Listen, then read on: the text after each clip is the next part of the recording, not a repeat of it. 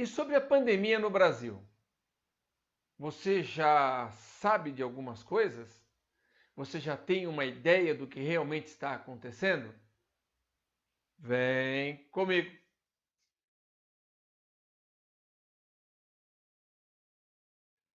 Olá, bem-vindos novamente ao canal do Coronel Pelissari Analisa e hoje, continuando com a nossa série A Pandemia, nós vamos falar sobre a doença Covid-19 no Brasil e o que tem sido feito em termos de mecanismos sanitários e algumas considerações sobre esse mecanismo sanitário. Vamos passar algumas informações para você, para que você possa fazer o seu juízo de valor, tá? O seu juízo de valor.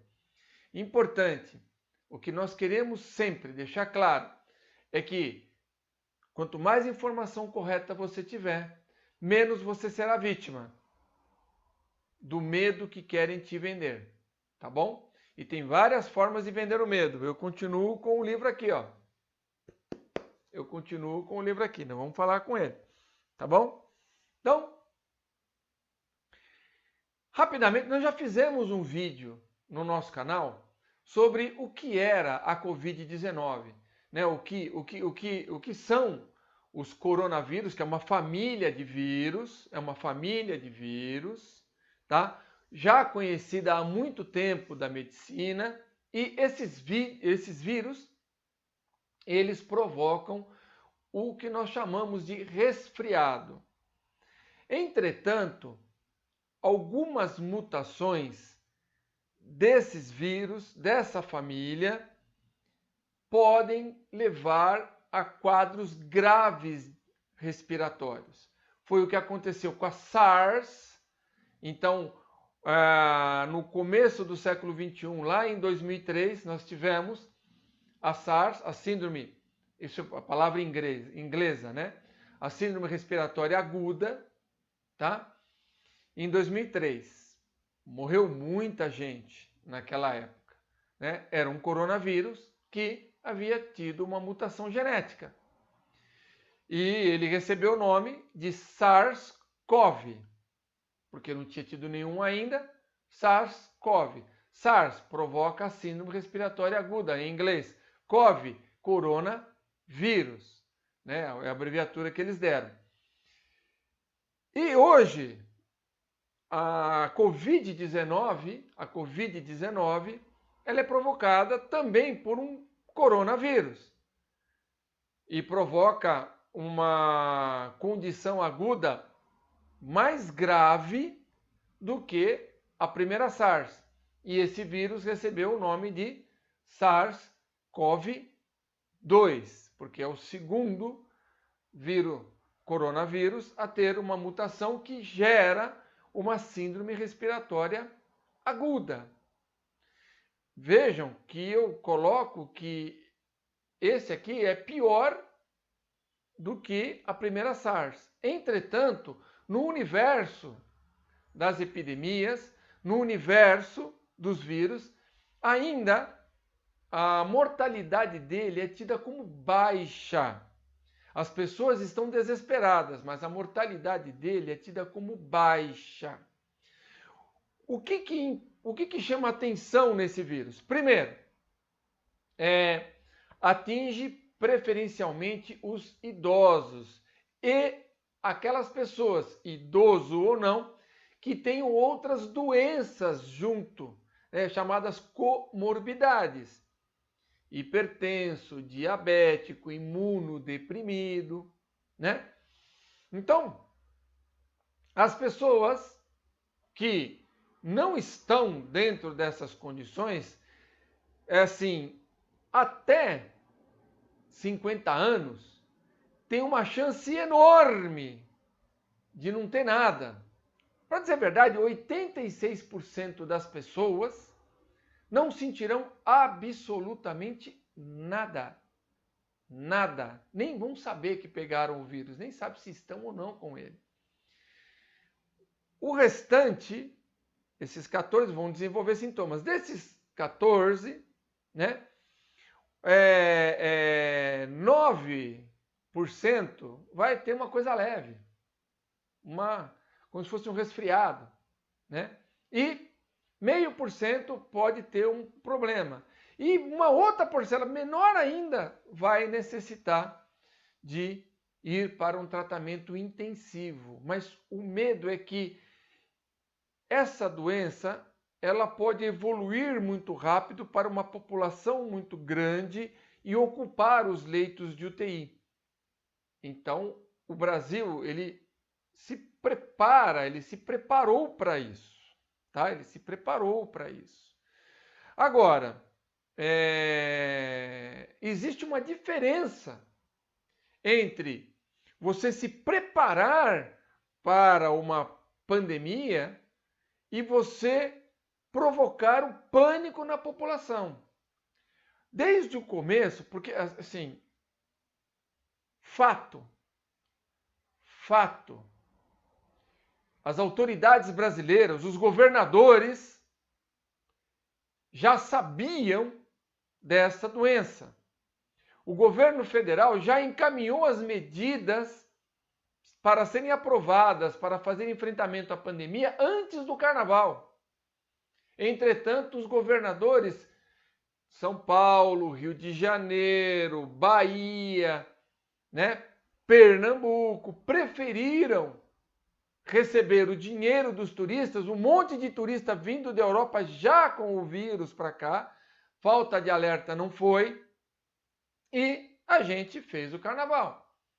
Não deu 10 dias depois, já estávamos com os primeiros casos pipocando no Brasil. Então, aí começa-se a correr e criarem-se cenários. Nós temos que olhar para o Brasil de um modo muito objetivo, tá? Primeiro, qual é o aporte, o suporte de leitos de UTI no Brasil? Esse aporte, esse suporte de leitos de UTI no Brasil é muito bom. É muito bom, tá? Nós somos o terceiro país do mundo em quantidade de leitos de UTI por 10 mil habitantes. Então, nós só perdemos para os Estados Unidos e para a Alemanha. Então, esse é o primeiro cenário. Mas nós temos que pensar que, apesar de sermos o terceiro, esse número não é ilimitado. É um número fixo. Porém, os governos buscaram se preparar para aumentar essa cobertura. Tá? O fato do Brasil ser um país tropical e esta pandemia estar chegando aqui ainda no calor.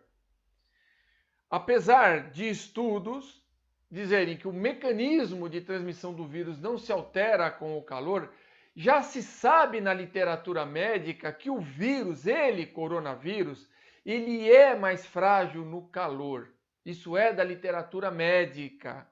Então, tudo indica que, naturalmente, a velocidade, né, de propagação, tomando-se as medidas necessárias, ainda vamos falar desse negócio de isolamento ainda, né, que virou uma coisa política,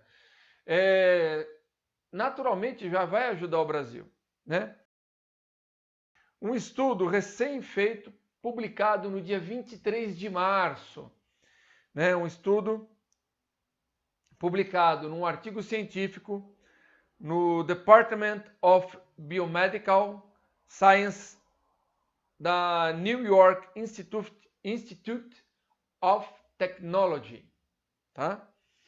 Dizendo que eles começaram a olhar, porque eles começaram a ver por que alguns países tinham alta incidência de Covid-19 e outros países, Brasil incluído, tinham baixa incidência da doença.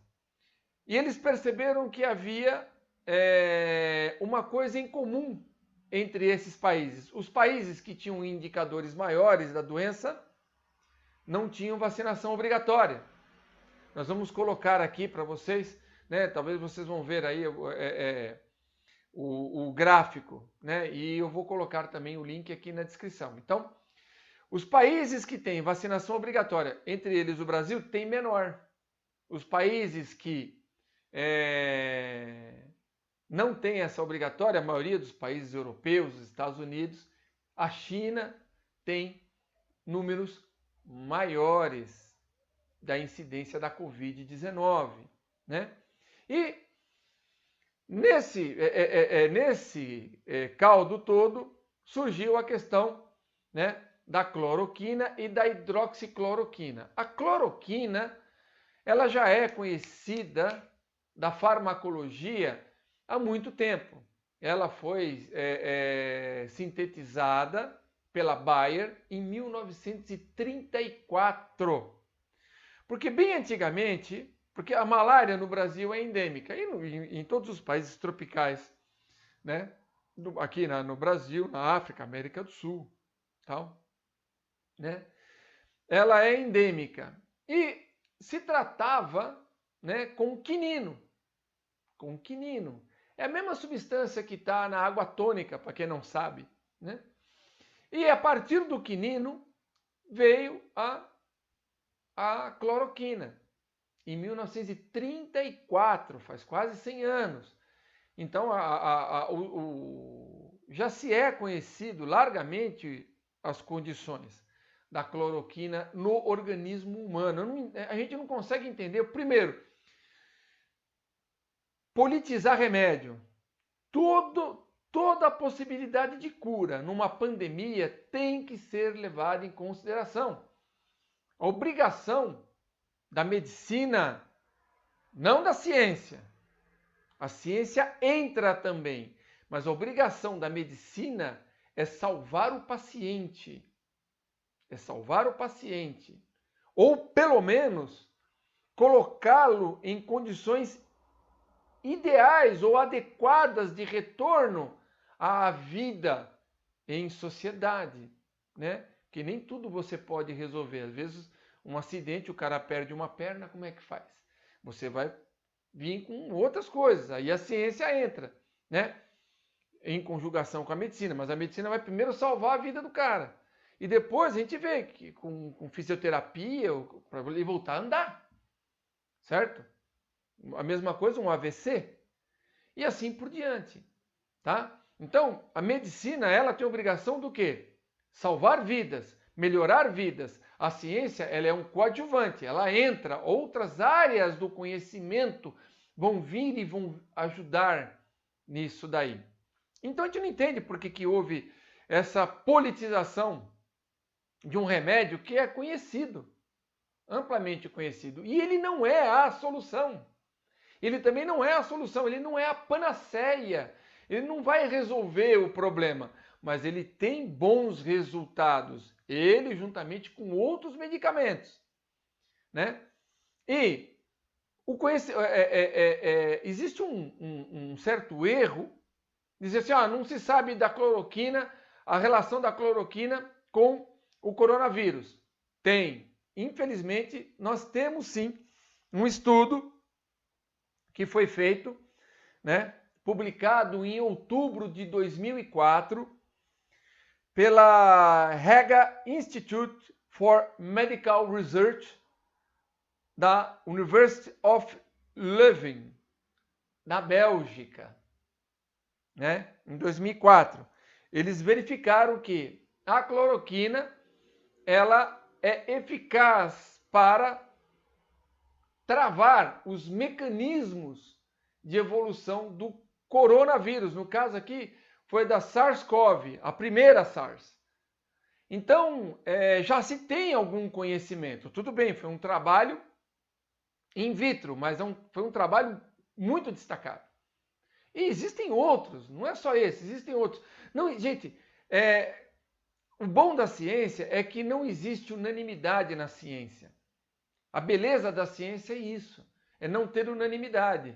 Você tem que fazer os contrapesos. No caso do nosso amigo youtuber aí, que falou que ia morrer 4 milhões de brasileiros, né? Ele se baseou num único estudo, né? Lá do Royal College, em que o próprio autor veio pedir desculpas que errou na metodologia dele. Então, sabe, a gente tem que fazer os contrapesos, né? A lógica hegeliana, a tese, antítese, para chegarmos a uma síntese, tá? Então, nós temos esses estudos que nos ajudam. Então, isso daí, tudo, esse caldo, esse cenário todo que eu desenho para vocês, nos leva a perguntar se realmente essas medidas restritivas tão rigorosas, tão draconianas, são realmente necessárias. Porque o vírus é uma força da natureza. Ele, vírus, né, e a experiência epidemiológica já demonstrou isso, ele vai acabar infectando a população até o ponto de equilíbrio, né, o chamado efeito manada. Então, o que temos que saber? Nós temos que tomar os cuidados, né, nesse momento. Não o isolamento social, o distanciamento social. Lavar as mãos, nós já fizemos isso no vídeo, lavar as mãos em casa. Não precisa de álcool gel em casa. Você tem pia para lavar a mão, tá? O álcool gel é para fora de casa, nos estabelecimentos, tal. Hoje os mercados tem muitos mercados colocando uma placa de acrílico para separar, para evitar que alguma coisa possa ir nas atendentes. Graças a Deus, isso é uma evolução. Nós vamos mudar muita coisa, né? Nós vamos mudar muita coisa depois dessa pandemia.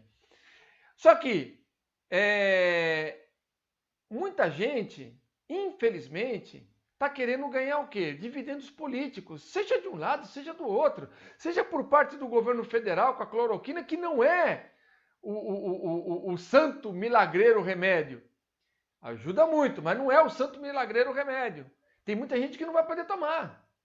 Cada organismo é um organismo, cada pessoa é uma pessoa em si, né? Agora, em contrapartida, nós temos torcida organizada em favor do vírus. E gente torcendo para quanto mais morte tiver, mais caos tiver, porque quer tirar dividendo político. Isso mostra que nós somos ainda um país, pelo menos em nível político, doente. Se Israel fez um armistício com o Hamas na faixa de Gaza, exatamente para lutar contra um inimigo comum que é o coronavírus, para fazer hospital, nós aqui brasileiros, a gente quer matar um ao outro. Isso é um absurdo. E para ajudar nesse caldo, você tem o quê? Você tem o pânico. Caiu o meu óculos aqui. Você tem o pânico. Gente, cuidado com os números. Cuidado com os números de mortos. Esquece o número de infectados. O número de infectados não significa absolutamente nada. Nós vamos ter milhões de infectados. E gente que eu posso estar infectado e não estou sabendo. Você pode estar infectado e não está sabendo, né? Mas cuidado com os números. Em reportagem recente, né, no Antagonista, eu vou colocar o link aqui. Eles foram levantar os números. O próprio Ministério da Saúde não tem esses números, esses dados realmente fidedignos. Só dois estados têm os números fechados, bonitinhos e confiáveis. Pernambuco e Ceará, nessa matéria do Antagonista. São Paulo está nos estados mentiroso, por exemplo, né? É só pegar a matéria, depois quem quiser vai aqui na descrição e vai encontrar, né? Então, uma das estratégias do medo é também a arte de mentir com números, como ficou recentemente aqui, né? Houve um aumento de 500% de casos de coronavírus em Rondônia, não houve mortes, casos de 1 para 6. Aqui, ó, estratégia de mentir com números. Se você fala de 1 para 6, não causa pânico. Agora, se eu falar que houve um aumento de 500%, quem não sabe o valor fica desesperado, né? Então, nós precisamos de dados confiáveis. Infelizmente, esses dados não existem. Não tem esses dados. Tá? O Antagonista tentou levantar. O próprio Ministério da Saúde não tem. quando pesquisado, ele fala, ó, depende das secretarias estaduais. Quando vai nas secretarias estaduais, as secretarias estaduais não têm. Então, vejam tudo com um pouco de ceticismo. Fiquem com um pé atrás. Nessa hora, todo mundo tem que ser meio mineiro, sabe? Desconfiado. Porque o que muita gente pode estar querendo vender para você é o caos, é o medo para tirar dividendos políticos. Seja porque descobriu ou criou uma droga milagrosa, que não é milagrosa, vai ajudar muito, isso é uma verdade, mas não é milagrosa, como, olha, fique trancado para levar a fome, o desespero e a quebra econômica das pessoas, não falo nem do país, é das pessoas. Então, tudo isso, né, colocado para vocês, né, esses dados que eu passei, espero que sirvam para que vocês possam fazer aí uma boa análise, né, possam chegar a uma conclusão legal e começar a ouvir coisas diferentes para poder tirar a sua conclusão. E sempre vou dizer, calma, não há necessidade de pânico. Não há necessidade de pânico. A nossa rede está naturalmente coberta ainda. E temos mais uma vantagem, né? Houve uma diminuição da ocupação de leitos de UTI em 40%. Parece que não, mas é quase metade. Exatamente porque houve uma suspensão das cirurgias eletivas, né? Aquelas que não são necessárias. Nós tivemos aí uma diminuição, por causa da diminuição do tráfego de pessoas, uma diminuição de acidentes de trânsito, tudo isso conta. Né? E as relações de trabalho também vão mudar depois disso aqui, mas isso aqui é coisa para outro vídeo, tá bom? Então, se você gostou, né, deste vídeo, né, desse vídeo da série Pandemia, por favor, né, compartilhe com os seus amigos. Comente aqui, comente o que você achou, se você concorda, se você discorda, comente aí, eu quero saber a sua opinião, tá bom? Porque a minha você já está tendo, né? A minha você já está tendo. E dê o seu like, porque isso dá relevância para o nosso canal. Muito obrigado, até o próximo vídeo e continue conosco.